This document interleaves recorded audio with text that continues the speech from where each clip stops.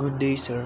Today, I'm about to discuss what makes a ship's stability becomes unstable by outlining at least two causes and courses of action to make it stable.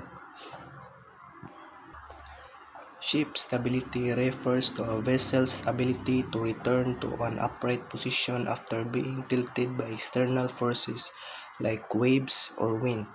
When a ship becomes unstable, it is at risk of capsizing. Here are two key causes of instability and the corresponding corrective action to restore stability. Number 1. High center of gravity or G.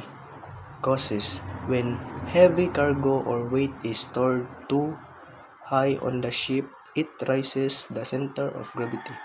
This reduces the meta-centric height GM, making the ship less stable. Course of action: redistribute weight. Move heavy items lower in the vessel to lower the center of gravity.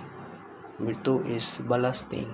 Add ballast water to lower tanks to increase the ship's weight low in the hull, thereby enhancing stability. Number 2 causes is the free surface effect. Causes: occurs when liquids in partially filled tanks or spaces shift freely with the motion of the ship, reducing stability by increasing the virtual center of gravity. Course of action: minimize partially filled tanks.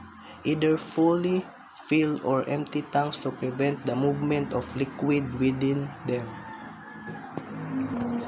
Use longitudinal bulkheads. Divide tanks to restrict the free movement of liquid, reducing the effect. That is the two causes of being unstable and the action to take.